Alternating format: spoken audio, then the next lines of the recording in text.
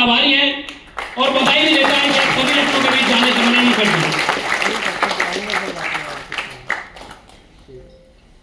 माननीय आज lab technician day है, जैसे कि हमारे वरिष्ठ उपाध्यक्ष हरफुल कुमावत जी ने बताया कि डच साइंटिस्ट जकारिया जेन्सेन जिन्होंने कि माइक्रोस्कोप की खोज की थी, उस माइक्रोस्कोप की खोज से आज जो जांचों का सिलसिला शुरू हुआ। आज पहले जब जांचें हुआ करती थी तो मलेरिया एक नामात्र की थोड़ी सी जांच हुआ करती थी, लेकिन आज अगर हम जांचों की बात करें, चाहे पैथोलॉजी की जांचें हो, माइक्रोबायोलॉजी की जांचें हो, बायोकेमिस्ट्री की जांचें हो, न्यूरोलॉजी की जांचें हो, कार्डियोलॉजी की जांचें हो, लीवर किडनी ट्रांसप्लांट से रिलेटेड हमारी HLA की जांचें हो, आज बिना जांचों के कोई भी इलाज संभव नहीं है। आज हम जितने भी हमारे एडवांस टेक्नोलॉजी की जांचें हैं जिनसे ट्रांसप्लांट से रिलेटेड कार्य जो सफल हो पा रहे हैं, आजादी के वक्त हमारी जो जीवन प्रत्याशा थी मात्र 40 साल हुआ करती थी, आज जांचों की संख्या बढ़ी, उनका दायरा बढ़ा, चिकित्सा के क्षेत्र में इलाज बेहतर बन पाया और आज जीवन प्रत्याशा हमारी 70 साल से ऊपर पहुंची है। इसमें जांचों का बहुत बड़ा योगदान रहा है। मानिए, वैसे तो कर्मचारी संगठन जितने भी होते हैं अपने डिमांड्स को लेकर के बने हुए होते हैं कि हम सरकार से हमारी मांगे पूरी कराएंगे, सरकार के समक्ष हमारी इस पीड़ा को रखेंगे। लेकिन अखिल राजस्थान लैब टेक्नीशियन कर्मचारी संघ राजस्थान ही नहीं पूरे भारतवर्ष में एकमात्र ऐसा संगठन है जो कि मरीज हितों को सर्वोपरि रखकर के अपनी मांगों को रखता है। मानिए, हमने ऐसे आंदोलन किए कि लगातार 72 घंटे तक हमने अपने आप को लैबों के अंदर रखा, जिससे कि किसी भी तरह की मरीज को कोई परेशानी नहीं हो पाए। आज मरीज परेशान होता है, हम जानते हैं, दूर दराज से जो व्यक्ति निकल के आता है गांव से। आज हम बात करें SMS हॉस्पिटल की, तो उसके पास जेब में पैसा भी नहीं होता और हमारे आंदोलन की अगर उसका इलाज भेंट चढ़ जाए तो बड़ी जिल्लत की बात है, हमें भी शर्म आती है। इसलिए हमने हमेशा आंदोलनों का जो स्वरूप रखा राजस्थान के अंदर वो सकारात्मक रखा, मरीजों को किसी तरह की परेशानी नहीं हो। मैं अपुल जी से निवेदन करूंगा कि माननीय मैडम महोदय के समक्ष इन चीजों को रखा जाए, जिसको नेशनल नहीं इंटरनेशनल मीडिया ने उसको बड़ी प्रमुखता के साथ दिखाया था कि हड़ताल हो तो ऐसी हड़तालें की।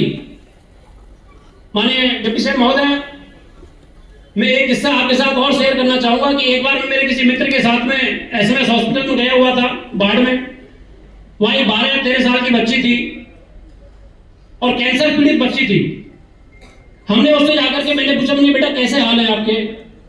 तो बच्ची बोलती है कि अंकल आप भी मजाक करते हैं, कैंसर पीड़ित बच्ची के कैसे हाल हो सकते हैं? आज अगर किसी ने मेरे को ब्लड दे दिया तो मेरा जीवन है, और अगर कल ब्लड नहीं मिला तो कल की सुबह भी नहीं देख पाऊंगी। मैडम, उस रात हमें नींद नहीं आई कि क्या हमारा चिकित्सा का सिस्टम इतना कमजोर हो चुका है। आज लड़कों को बचाने के लिए तो माँ बाप, फूफा बुआ, चाचा ताऊ सब लोग इकट्ठे हो जाएंगे, लेकिन एक लड़की को ब्लड देने के लिए कोई आदमी नहीं पहुंच रहा। हम सभी ने बैठ करके हमने मंथन किया कि इस बच्ची की, इसी बच्ची की नहीं, प्रदेश की समस्त बच्चियों की जान कैसे बचाई जाए। हमने पूरा डाटा कलेक्ट किया कि कितनी ऐसी बच्ची हैं 0 से 14 साल के बीच में, और कैंसर पीड़ित कितने बच्चे हैं जिनको हमारे ब्लड बैंक से हम ब्लड विदाउट रिप्लेसमेंट फ्री में उपलब्ध करा सकते हैं। हमने सरकार के समक्ष वो डाटा एकत्रित करके दिए, वो ऑर्डर भी निकले और संघ के माध्यम से वो ऑर्डर संघ को भी एड्रेस करके उन्होंने दिया कि आपकी ये जो योजना है,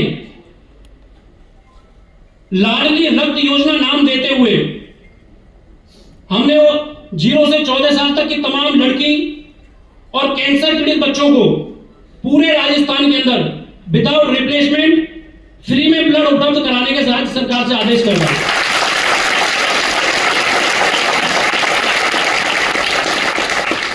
हमने हमारी मांगों को लेकर के कई बार परिवार सहित रक्तदान भी किया, हमने वृक्षारोपण कार्यक्रम भी चलाए।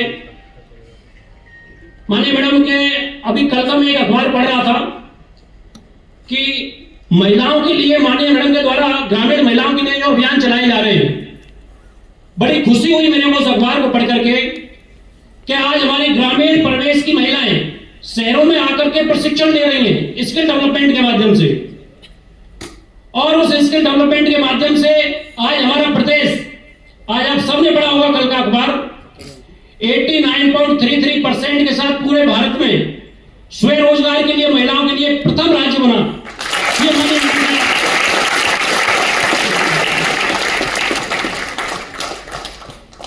इसके लिए अखिल राजस्थान लेफ्टिनेंट कर्मचारी संघ माननीय मैडम का बहुत बहुत धन्यवाद और आभार प्रकट करता है कि महिलाओं की जिस तरह से आपको चिंता है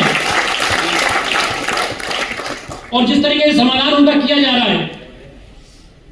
मैडम, अगर हम लेफ्टिनेंट्स के जॉब के बारे में बात करें, इतना संक्रमण भरा जॉब है, हमें नहीं पता कि हम जिस क्षेत्र के अंदर काम कर रहे हैं, आज कौन सी बीमारी को लेकर के मरीज हमारे बीच में आता है। उस बीमारी की जांच होने के बाद में दूसरे संपर्क जितने भी हैं उनको यह पता होता है कि इस मरीज को यह बीमारी है, वो प्रिकॉशंस पहले से ही बरत लेता है। आज हमारे फूड एंड ड्रग लेबोरेटरीज हैं, पोटेशियम साइनाइड से हमारे साथी उसमें जांच करते हैं। पोटेशियम साइनाइड के बारे में हम सब लोग जानते हैं, किंग कोबरा से 300 टाइम्स ज्यादा जहरीला पदार्थ है। अगर गलती से हमारे शरीर में वो टच हो जाए, विद इन सेकंड हमारी जान चली जाती है। आज ट्यूबरक्लोसिस के जितने भी मरीज हैं, ड्रॉपलेट इन्फेक्शन हमारे अंदर लगता है।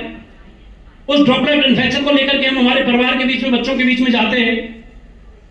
मानिए जैसा कि आपने और माननीय प्रधानमंत्री महोदय ने कोरोना के अंदर लेफ्टिनेंट्स की जो बुरी बुरी तारीफ की, आज उस कोरोना की जब भी हमें यादें आती हैं तो हमारी रूह कांपती है। जब पुलिस का पहरा होता था कॉलोनी के दोनों गेट पर और मरीज के पास उसके परिजन तक नहीं जाते थे, उस बीच में राजस्थान के लैब टेक्नीशियनों ने मरीज के सबसे नजदीक रह करके वो सैंपलिंग कलेक्शन का कार्य किया।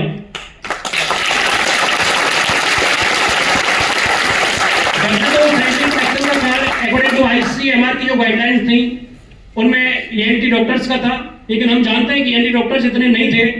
जब विभाग ने हमको कहा, माननीय प्रधानमंत्री की अपील थी कि पूरे भारत के अंदर अगर कहीं ईएनटी के चिकित्सक कम है तो इसकी जिम्मेदारी दूसरे कैडर उठाएं, हमने आगे बढ़ करके उस जिम्मेदारी को उठाया और ईएनटी चिकित्सक का कार्य राजस्थान के लैब टेक्नीशियनों ने, पूरे भारत के लैब टेक्नीशियंस ने बहुत बखूबी किया, जिसका माननीय प्रधानमंत्री ने भूमि प्रशंसा की। इसी तरह का एक संक्रमण भरा इलाज था swine flu, just like Covid की तरह था। हमारा पूरा जीवन काल उस संक्रमण के बीच में निकल जाता है।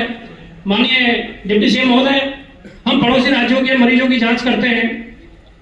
7 से 8 राज्य हैं जिनके मरीज हमारे बेहतर चिकित्सा मॉडल के बदौलत यहाँ पे आए, यहाँ आते हैं और हम उनकी जांच करके देते हैं। लेकिन हमें पीड़ा उस बात की होती है कि पड़ोसी राज्यों में तो लैब टेक्नीशियंस को ग्रेड पे 4200 मिल रही है और राजस्थान में 2800 मिल रही है।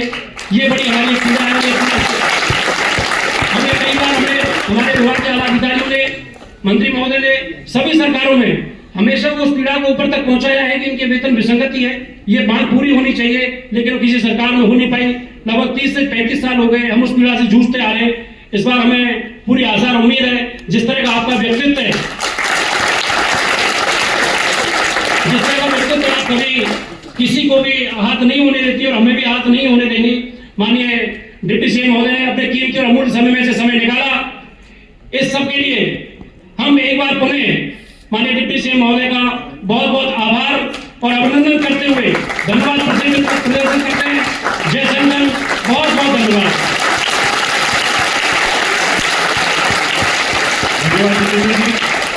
क्योंकि मैडम के पास समय का अभाव और मीटिंग